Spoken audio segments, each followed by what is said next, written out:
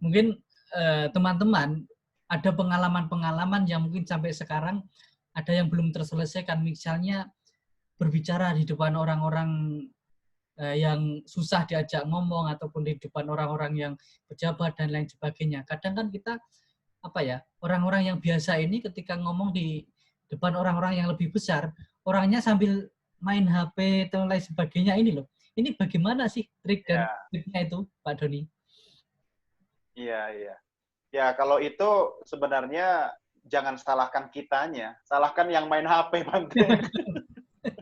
Karena ya siapapun orangnya, ya saya sendiri misalnya nih Bante, dengan tidak bermaksud menggurui orang lain, atau contohnya saya sendirilah ya, biar tidak ada fitnah.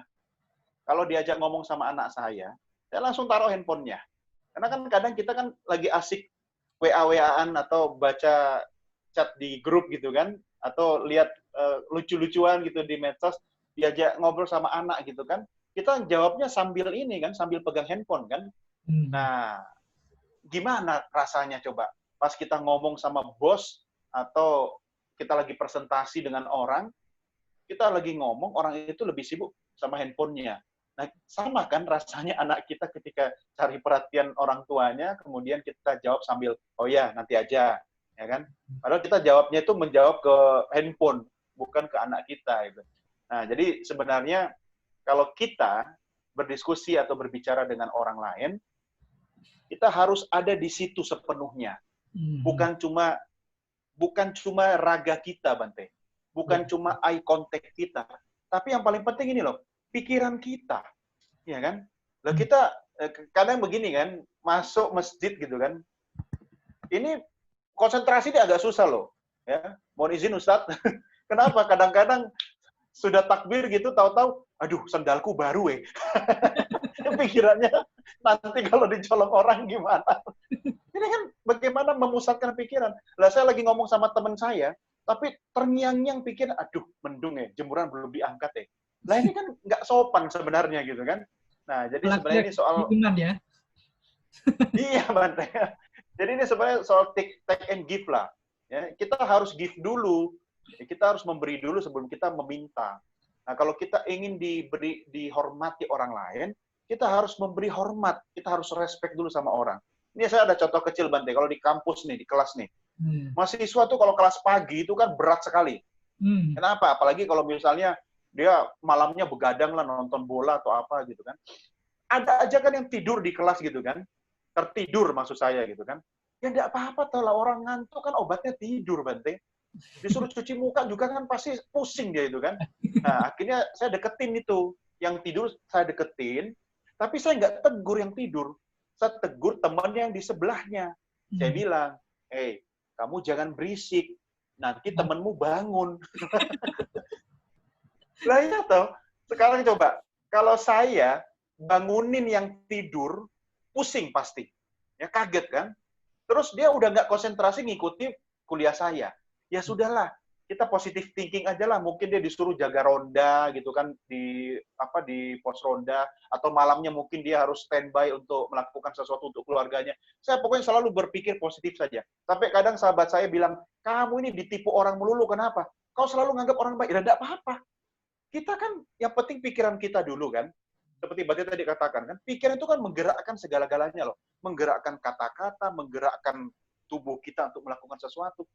Saya selalu berpikir positif, artinya apa? Biar kata-kata yang keluar pun juga harus positif gitu kan. Walaupun kadang-kadang nih ya, jujur aja nih, ya, saya kan manusia pasti ya plus minus lah. Udah berusaha nih Bante, pikiran positif. Pas lihat orangnya gitu kan, aduh nyebelin banget sih ini orang gitu kan. Ya sudah, balik lagi, pikir positif lagi. Kalau misalnya ada jeleknya 10, saya cari bagusnya pasti ada 20 gitu kan. Pokoknya setiap orang itu, kalaupun orang itu sudah jahat sama kita, selalu berpikir, oh, ya mungkin dia tidak sadar, dia tidak tahu, gitu kan. Atau paling banter begini, ya memang Tuhan menugaskan dia untuk melakukan itu. Biar apa? Agar hidup kita direposisi. Ketika segala sesuatu tidak sesuai dengan keinginan kita, sebenarnya itu adalah cara Tuhan untuk mereposisi jalan hidup kita. Saya pernah di Bante, Saya cerita buka rahasia kan. Di sini nggak ada orang TV One kan. Saya sudah interview nih. Saya sudah diajak ngobrol sama Bang Karni Ilyas. Ya, ya sebut saja sudah besok tinggal pindah kerja gitu kan.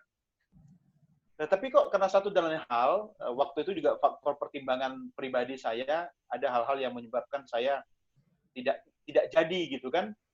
Akhirnya saya memutuskan untuk tidak mengambil kesempatan itu. Agak sedih gitu, dalam tanda petik menyesal gitu kan. Tapi saya lagi ingat lagi, oke, kalau segala sesuatu tidak sesuai keinginanmu, sebenarnya Tuhan sedang mereposisi hidupmu. Ibaratnya gini, harusnya kita jalan lurus, kita maksa belok nih kan. Tuhan bilang, kau bukan belok begitu, kau harusnya belok kanan, lurus lagi gitu kan. Singkat cerita, apa yang terjadi kemudian? Saat itu saya dapat kesempatan untuk berkarya di sebuah institusi, tapi kemudian 5 tahun kemudian, saya satu level dengan orang yang wawancara saya dulu gitu kan. Artinya apa? Tuhan kasih jalan. Kau jangan di situ. Bagus di situ, tapi lebih bagus lagi dan mungkin bisa memberikan banyak manfaat bagi orang lain kalau kau di sini dulu. Saya dilempar dulu, Bante. Ya saya nggak usah sebut lah. Saya dilempar dulu ke sebuah tempat di mana saya bisa banyak belajar. Saya dikasih banyak persoalan, tapi disitulah saya tumbuh, gitu kan. Dan akhirnya saya bersyukur. Oh, ternyata Tuhan kasih saya di sebuah tempat, biar saya dapat ilmu. Artinya apa? Kemudian ketemu lagi dengan gerbong yang dulu hampir bareng, tapi sudah beda gitu. Nah, disitulah kita jadi banyak belajar bersyukur. Dari mana kuncinya? Menata kata akan menata kehidupan. Lah kok bisa?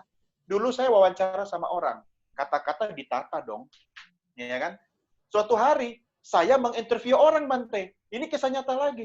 Saya wawancara orang. Orang itu memang tidak cocok. Saya bilang, ya Dinda, kamu itu bakatnya lebih cocok jadi ini. Saya tidak bisa menerima kamu di sini karena kamu sulit berkembang. Wah, dia kecewa, Bante. Tapi saya kasih rekomendasi. Coba kamu hubungi teman saya, dia di media hiburan. Ya kan? Dia di media hiburan, kamu cocok sekali untuk itu. Tapi dia memaksakan kehendak. Saya pengen banget jadi pembaca berita, ya kan? Kamu mau baca berita apa? Berita duka atau berita bahagia? Akhirnya saya putuskan. Saya juga nggak boleh istilahnya menggadaikan profesi saya kan. Saya bilang, kamu tidak cocok di sini. Kamu percaya sama saya deh. Wah, dia agaknya kurang unhappy dengan keputusan saya. Tapi dia lakukan juga. Dia ketemu dengan teman saya dari media lain itu yang genrenya lebih ke entertain. Apa yang terjadi? 3 tahun kemudian, dia sukses di panggung hiburan.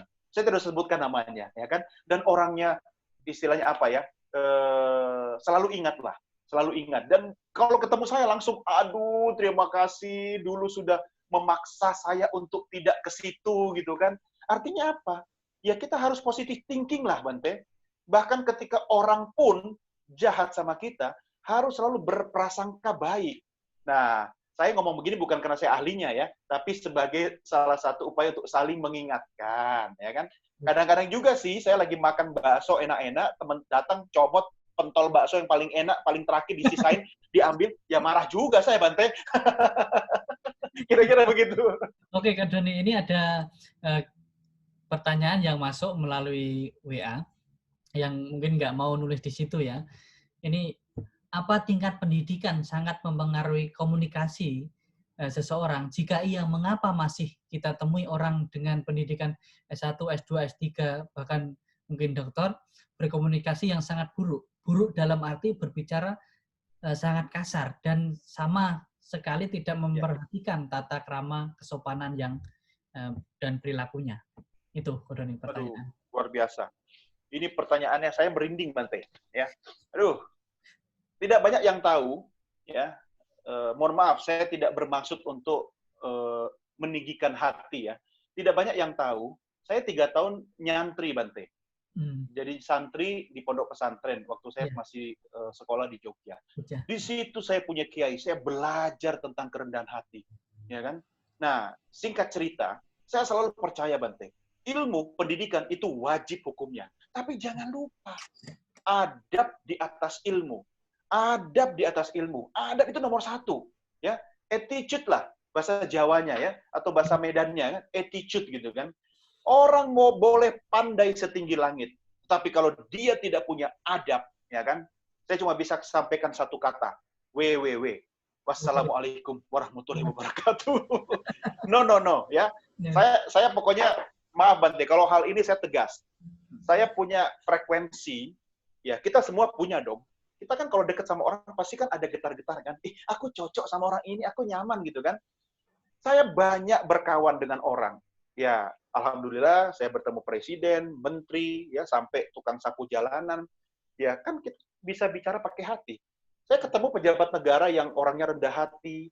Banyak juga pejabat negara, pejabat tinggi yang tinggi hati. Ya nggak apa-apa toh. Kita bisa berteman, tapi ya saya mungkin tidak bisa dekat sama dia. Tetapi ketika saya menonton di sebuah televisi ya Bante ya, mohon maaf ini ya, Bapak Ibu boleh berbeda dari saya. Seorang anak muda, anggota dewan, ya maaf nih ya, baru setengah periode jadi anggota dewan, berdebat dengan seorang ahli yang sudah puluhan tahun, kata-katanya kasar dan merendahkan senior itu. Boleh berbeda pendapat, enggak apa-apa, tapi jangan menghina orang. Waduh, saya langsung matikan televisi. Ya, kenapa? Karena acara itu membawa energi negatif buat saya. Kenapa? Saya tidak setuju. Orang itu mungkin lebih pandai dari sisi ilmu. Dia sekolah di luar negeri, dia dapat pengalaman sampai akhirnya dia terpilih menjadi anggota dewan, tetapi pada waktu dia berdiskusi dengan orang yang lebih tua, ya, gurunya lah tanda petik gitu kan, dia lupa. Ya. Ilmu bisa dipelajari, tapi adab itu soal keteladanan. Nah, jangan lupa Bapak Ibu teman-teman, kita boleh memiliki ilmu setinggi langit, tetapi kita harus punya sikap mental yang baik, yang disebut tadi yaitu adab, kalau bahasa populernya attitude dan etika. Saya, ya insya Allah ya, Bante, sampai hari ini, saya selalu ingat guru-guru saya, kiai-kiai saya waktu sudah puluhan tahun lalu saya nyantri di Jogja. Suatu hari, saya jadi produser di TVRI Nasional, kiai saya tidak tahu loh ada yang mengundang dia jadi narasumber Gemar Ramadan.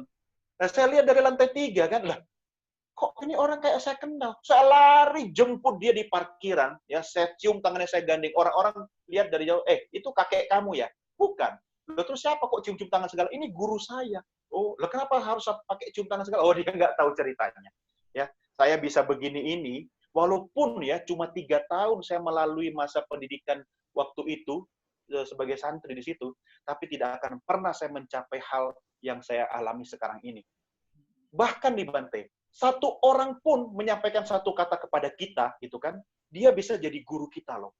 Mungkin dia ya dalam kondisi dia tidak suci, dia mabuk atau apa, tapi dia mungkin dia apa yang lantur gitu kan, kau jangan mabuk-mabukan kayak gue gitu kan, tidak baik mabuk-mabukan. Loh, itu kan hal positif gitu kan, walaupun disampaikan sama orang mabuk gitu kan, ya udah dengarkan apa yang dia sampaikan.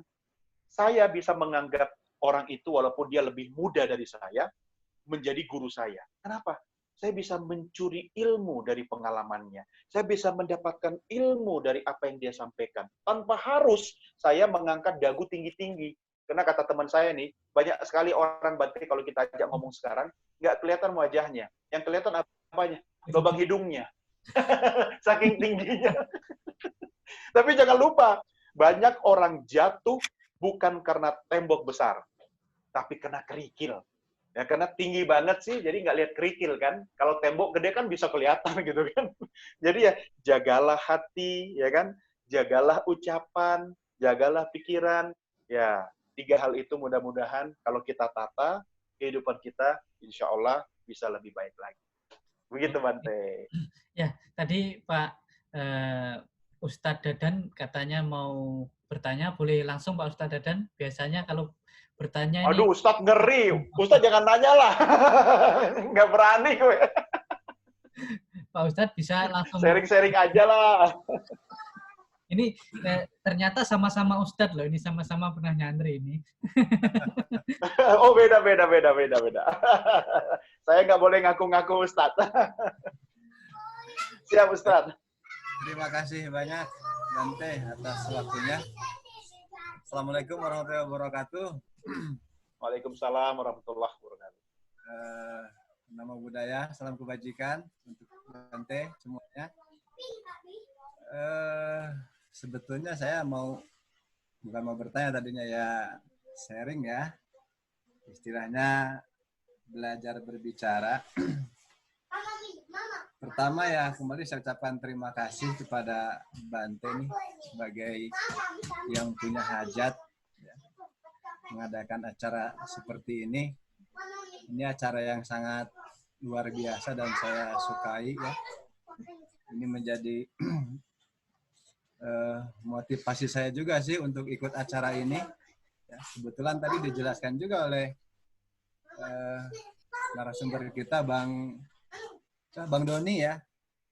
Siap Ustaz, Doni. Oh maaf saya manggil abang ini ya, nggak apa-apa ya. Boleh. Orang Manado ini, Manado Medan ini. Manado. Kalau di Medan itu kalau kita panggil abang itu gimana ya? Jadi ikatan emosi itu langsung kena gitu ya. Setuju. Asal jangan panggil saya tante, Ustadz. Saya lebih suka seperti itu ya. Kadang-kadang jumpa dengan polisi apa itu saya panggil abang. Saya jadi kayak seolah-olah jadi lebih dekat lah gitu kan, lebih bersaudara. Mungkin itu juga bagian dari apa tadi dikatakan the power of silaturahmi ya. Betul. Ini yang saya highlight nih di dalam acara ini ya. The power of silaturahmi ini kalimat yang luar biasa nih ya. Menjadi satu inspirasi bagi saya. Jadi terima kasih banyak tadi penyampaiannya ya yang begitu sangat luar biasa, sangat indah. Kemudian sangat terenyah saya dengar sehingga di Brastagi yang sekarang hujan dingin pun menjadi hangat ini. Setelah mendengar. Alhamdulillah. Ada kopinya nggak itu, Ustaz? Belum, masih di nggak lengkap itu kalau nggak ada kopi. Kopi toleransi. Iya, kopi toleransi. Jadi luar biasa ya memotivasi kita semua ya, khususnya saya secara pribadi. Ya. Tadi saya katakan ke Bante ya, saya memang agak sedikit memiliki kekurangan kalau diminta untuk menulis di dalam teks ya. Jadi meskipun di sini ada media chat ya, saya hanya sikit-sikit saja ya. Paling bisa nulis pun sama Kak gitu. Oke, gitu. Jadi kalau langsung berbicara seperti ini seolah ya lebih enak bagi saya lah secara pribadi ya. Iya. Nah, ini pun juga berhubungan dengan ya mungkin sedikit ya saya tanyakan ya. Ya kalau tadi tidak boleh bertanya ya sebetulnya kan begini, kita ini ada paknya masing-masing gitu, ada bidangnya masing-masing dan ini ya saya tanyakan ya tidak akan mungkin saya nanyakan surat ataupun ayat berapa di dalam Al-Quran kan. Iya. Saya susah jawabnya itu, Ustaz. Nah, jadi sedikit saja ini, Bang Dania gini. Tadi sudah disampaikan ada di dalam jawaban mewakili sedikit. Cuma saya ingin lebih memastikan lagi ataupun lebih menambahkan lagi. Jadi ya seperti kita kan sekarang zamannya zaman digital ya. Hampir semua orang itu asik dengan dawainya masing-masing, dengan handphonenya masing-masing. Sehingga komunikasi itu kalau kita presentasikan menurut saya, ya saya alami juga sendiri, mungkin 50% kita ini ngomong dengan HP kita, 50% baru kita ngomong dengan lawan komunikasi yang nyata. Kan begitu. Nah ini menjadi satu permasalahan bagi saya. Kadang-kadang saya agak mencari tips ataupun mencari cara gitu ya. Bagaimana supaya kita ini bisa memahamkan sama yang lain melalui bahasa-bahasa teks ya. Karena tadi tidak lepas kita dari bahasa teks. Ya mungkin chat ataupun apa segala macam. Nah terus juga kita memahami bahasa-bahasa ataupun tulisan-tulisan yang lain juga. Karena kadang-kadang ini sangat penting ketika kita menyampaikan di dalam bahasa teks maksud dan tujuan, ya, mafhumnya ingin seperti ini, tapi kadang-kadang nanti ada orang yang komen kok jadi lain kan begitu. Ya. Begitu juga ketika kita memberikan komen ataupun memberikan pendapat kepada yang lain, maksudnya bukan seperti ini. Nah ini menyingkronkan ataupun membuat gimana ya? Titik temu itu agak sedikit kadang-kadang suka ada kesalahpahaman. Ya. Nah, memang dalam komunikasi seperti ini pun juga kan kita ada kesalahpahaman, tapi bisa gampang dengan mudah kita perbaikinya. Tapi kalau bahasa teks ini apalagi kita ada recordnya kan, itu menjadi sangat menjadi ya riskan ya kalau kita tidak perbaiki. Nah ini apa tips ataupun mungkin kiat-kiat lah dari Bang Doni ya menyikapi keadaan seperti itu. Ya. Itu mungkin yang pertama, kemudian atau sementara kita dulu lah. Yang banyak-banyak lah Ustadz. Berat kali ku jawab nanti. Oke, terima kasih banyak Bante, Bang Doni, silakan. Ya, izin Bante, saya langsung menjawab ya. Ini satu hal yang sangat penting seperti tadi Ustadz Dadan sampaikan bahwa kita ini sudah punya modal sebenarnya, dikasih akal pikiran, hati, dan satu organ wicara. Tetapi jangan kita pakai salah satunya, ya harus lengkap. Artinya apa? Sebelum keluar kata-kata dari mulut, ini dipakai dulu, pikirkan dulu baik-baik. Kalau sudah benar, tapi pakai ini lagi, sensor hati. Oke, ini memang benar saya sampaikan, tapi kira-kira orang tersinggung tidak kalau saya sampaikan, gitu kan? Nah, makanya kombinasi keduanya itulah yang membedakan kita dengan makhluk hidup yang lain. Nah, itu dulu harus kita syukuri. Dan Bante, Ustadz, ini saya kan kelihatannya dalam layar ini kan seperti menguasai hafal. Saya pun harus punya tools untuk agar ini tidak salah ngomong. Seperti apa? Nih, saya kasih tahu. Saya pun punya catatan. Nah, saya 27 tahun jadi pembicara saja, tetap punya notes. Ya. Nah, kalau Ustadz lagi ceramah, bawalah di kertas kecil gitu kan, atau sekarang di handphone gitu kan. Nah, itu makanya mengoptimalkan gawai. Nah, itu kan. Dan saya lebih senang misalnya nih Ustadz ya, kalau dalam komunikasi formal, saya lebih suka misalnya chat pakai WA. Kenapa? Ketika saya sudah ketik, saya ada kesempatan untuk sensor. Gitu kan? Jadi saya baca lagi berulang-ulang. Sudah pantas tidak saya kirimkan kata-kata ini? Jangan sampai kita asal ketik, kirim, tahu-tahu, aduh, ternyata ada hal-hal yang kurang etis gitu kan. Nah, kita delete bisa sih, tapi kan ada bekasnya di situ kan. Nah, jadi banyak faktor yang harus kita lakukan, dan ini adalah proses yang harus kita lakukan seumur hidup. Belajar terus. Dengan digital, sama aja, Bante. Digital itu, saya ibaratkan begini, mulutmu harimaumu, ya kan? Itu kalau kita pakai mulut. Nah sekarang, jempolmu harimaumu. Kenapa? Kan kita punya mulut, ada juga media digital. Media digital itu sama dengan mulut digital kita. Ada orang misalnya dalam keseharian, dia tampak positif. Tetapi setiap hari dia maki-maki orang lewat media sosial. Ya sama aja dong. Ya kan? Dia sama aja dengan berbicara tetapi lewat media digital. Nah, saya berharap kita semua termasuk saya bijaksana lah, ya. Karena Bapak Ibu di sana di bijaksana, kalau saya di sini kan bijak sini begitu kan. Artinya apa? Kita belajar bicara itu bukan cuma menata mulut, menata jempol. Warta dusta, hoax ya kan. Aduh, banyak kali orang yang hidupnya jadi susah menderita hanya gara-gara kita kirim pesan tidak verifikasi. Ya kan? Kalau ditanya, dari mana kau dapat itu? Dari grup sebelah. Sebelah mana? Nggak jelas gitu kan. Kalau kita tidak yakin, stop di kita. Ya kan? Kalau kita tidak yakin, stop di kita. Mungkin kita pikir, ini buat hiburan saja. Bagi kita hiburan. Tapi bisa jadi ada orang yang tersakiti atau menderita hidupnya hanya gara-gara kita tertawa. Nah, kalau saya, lebih baik hati-hatilah. Ya kan? Daripada orang sumpah-sumpahi kita gitu kan, habis amal kita kan, gara-gara disumpah-sumpahi orang, apalagi orang yang tidak kita kenal di grup gitu kan. Jadi saya selalu begini Ustadz, saya selalu melakukan upaya berlapis. Kalau saya diundang oleh Bante Dirapunyo mendapatkan kehormatan berbicara di forum ini, saya langsung ya menyepakati dulu sama Bante temanya, kemudian saya siapkan materi. Jangan karena, udahlah gampang lah, gue mah udah tiap hari juga bicara. Hari ini ada berapa kali sesi saya di Zoom, Instagram gitu kan, udah tenang, nanti saya bicara ini aja. Oh enggak, saya tetap menghormati forum apapun itu. Kenapa? Itu adalah salah satu bentuk saya menghormati diri saya sendiri juga. Menghargai profesi saya. Jadi saya tetap membuat konsep. Ya kan? Saya tetap buat catatan. Dan saya menyiapkan diri sebaik-baiknya. Saya setengah jam lalu ini Ustadz, saya rempong dulu nih. Ya, saya harus pilih batik, walaupun pakai celana pendek kan nggak kelihatan kan. Untuk menghormati, ya kan? Kalau Bante kan nggak mungkin jubah bawahnya celana pendek. Kalau jubah pasti sampai bawah gitu kan.